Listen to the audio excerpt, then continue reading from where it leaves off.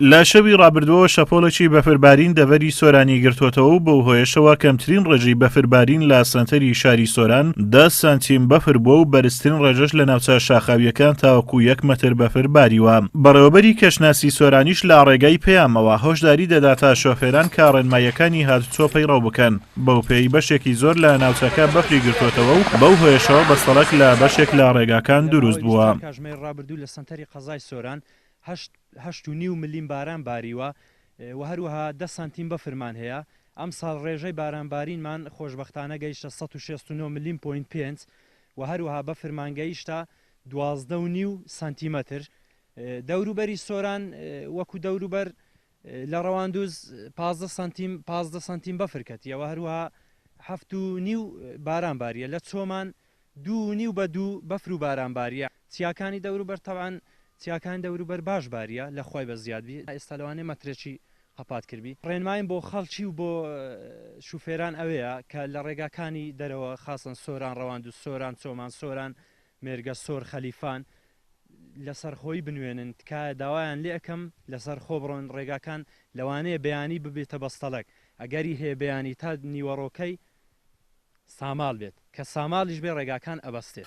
لەگەڵ بارینی بەفر هاوڵاتیان بە دیمەنە جوانەکانی بەفر خۆشحاڵن بە جۆرێک وڵات تارای سپی پۆشیوە. مناڵانیش لەو خۆشیە بێبەشنین و بەگەمە و جم و جۆڵ گوزارشی لێ دەکەن. ئێمە دڵخۆشین بە بەفربارین ئێمە بووکەڵە دروست دەکەن لەگە هاوڕێکانم سەرقاڵین بە بەفربارین و بووکەڵە دروست دەکەین و ئێمە ئەو ڕۆژێکی زۆر خۆشە. هەوڵۆکە بەفرباریە ئێمە دڵن خۆشە هاتینە دەرێ. بەهۆی هەڵکەوتە جوگرافیەکەی دەڤەری سۆران ناوچەیەکی کوێستان و بەفراویە، بەڵام تا ئێستا نەوت بە هاوڵاتیانی سەنتەری شاری سۆران نەدراوە. لە زۆربەی شوێنەکانیش هاوڵاتیان پەنان بۆ سۆپایدار بردووە و دەستیان بە بڕینی دار کردووە. هەرچی کارەبای نیشتیمانیشە بە ڕێژەیەکی زۆر کەم دابەش دەکرێت.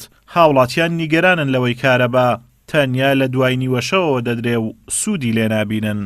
بە حکمەوەی شاری سۆرانیش ناوچەیەکی شاخاویە زۆر سار دەبی خەڵک زۆر پێویستی بە سوتەمەنیە دەبایە حکوومەتی هەرێمی کوردستان ئامادەکاری بکربایە پێش بارینی بەفر ئەو سوتەمەنیە بەسەر هاوڵاتیان دابین بکرابایە و هاوڵاتیان ترسی ئەویان نەبایە کە لە وەرزی سەرماوسۆڵەدا گرفتی نەبوونی سوتەمەنیان هەبوایە. کارەبا ئەگەرچی ینی کاژمێری پێدانی کارەبا زۆر کەم بۆتەوە ئەوەندەشی کە هەیە ئەدرێ لە کاتێکی وا ئەدرێ کە خەڵک هیچ سوودێکی لێ نبینی، ینی لە 12 شەو بەدواوە خەڵک بڕوا ناکەم ینی ئەو سوودە لە کارەبای وەرگری.